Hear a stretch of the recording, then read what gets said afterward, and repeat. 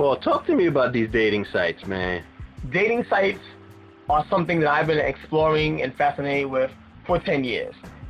The thing about dating sites is that they can either be a facade or they can be an actuality. They can work for who you really are, or they can just be a representation of what you want for the moment.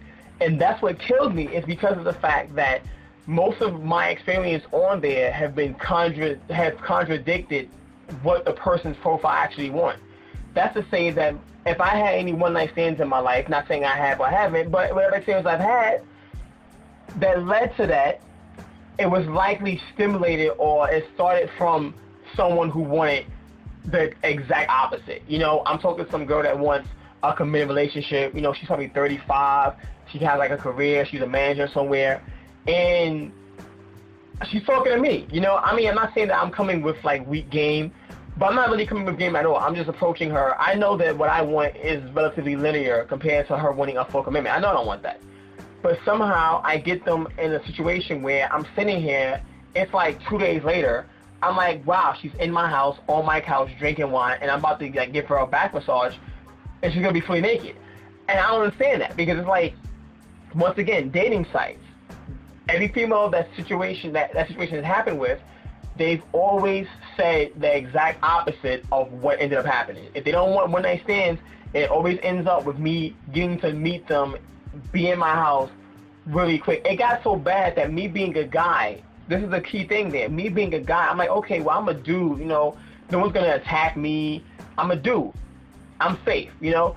I started actually feeling insecure. I'm like, yo, some of these chicks are so comfortable with just coming to my house that I have to really stop and think, what's their agenda? You know, like, it's just too easy. If I was a girl in that same scenario, of course I'll be uncomfortable, because I'm like, okay, I'm a female. This guy can come over and take advantage of me. That's what he wants. But I'm a dude. I'm like, why would this female be so comfortable to come to this stranger's house so willingly?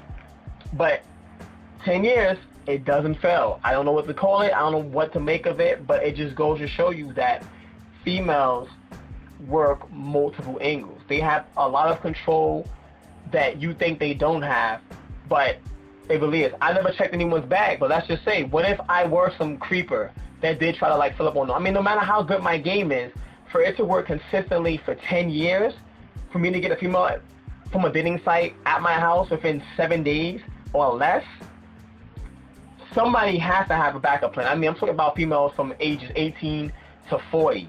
Never fails. They know what they want. They know what they're doing, and they only let that be known to the people they want that with.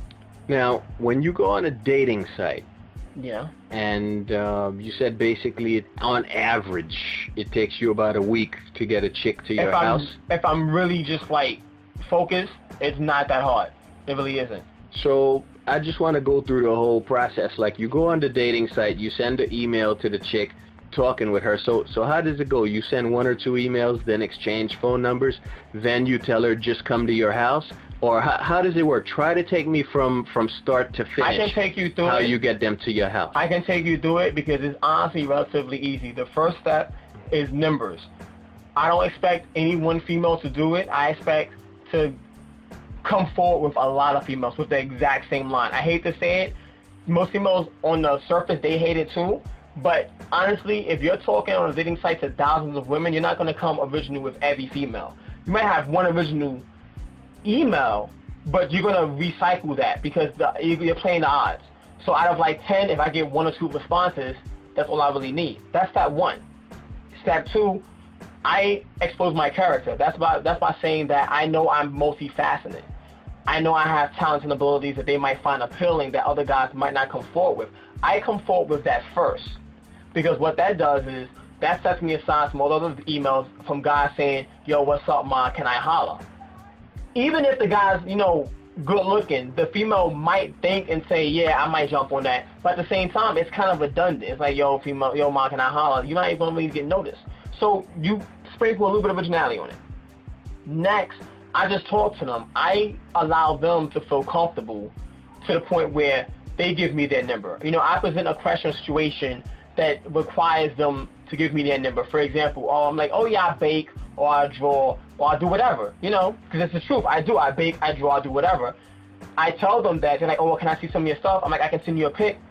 Okay, give me a number. I'm like, okay, here's my number. So that gives them the control, because now they have my number. I didn't ask for their number. They want to see my stuff. I gave them my number. Then once they have my number, we'll talk, of course, we'll exchange. Then I flirt. I get real direct. I get like a casual flirt out there saying something about, oh, well, if you were here, you would get this. Or if you were here, I'll give you that. Then she will normally respond, well, what's stopping me from being there? Or, you know, when are you free? Or when are you available? I'm like, well, listen, I mean, now, depending on how I think they are, which is the main judgment, because honestly, if I was more ambitious, I can probably get some of them there the same day. If like this conversation happens in the morning, they can get there the same day, because it's happened. After the initial exchanges, I'm like, okay, you know, well, it's Tuesday, I'm free Thursday. Are you free Thursday? You know, yeah, they're free Thursday. They come over. Now, here's the bottom line. If I talk to her on Monday, by Tuesday, we did a number exchange, and we're already planning on her coming to my house. Not a date, but her coming to my house for whatever reason, you know, because I bake, because I draw, because of something that she found intriguing. This is what bugs me out. This is what I had to discover on my own, because all my game was accidental.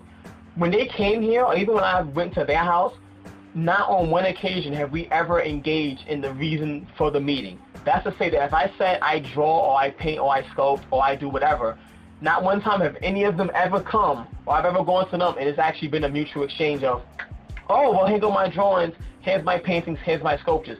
Basically what that's saying is that my attributes allow them to feel secure to take advantage of the situation. That's it. That's really what it comes down to. They find me to be intriguing, non-threatening, and a turn-on. Therefore, they start to engage more, and they allow me to feel like the man, because I have friends that don't get play. And one of the main things that one friend told me when he was on the cusp of getting play was that, Paul, you have to remember, dude, they want exactly what you want. Bottom line. I'm like, yeah, you're right.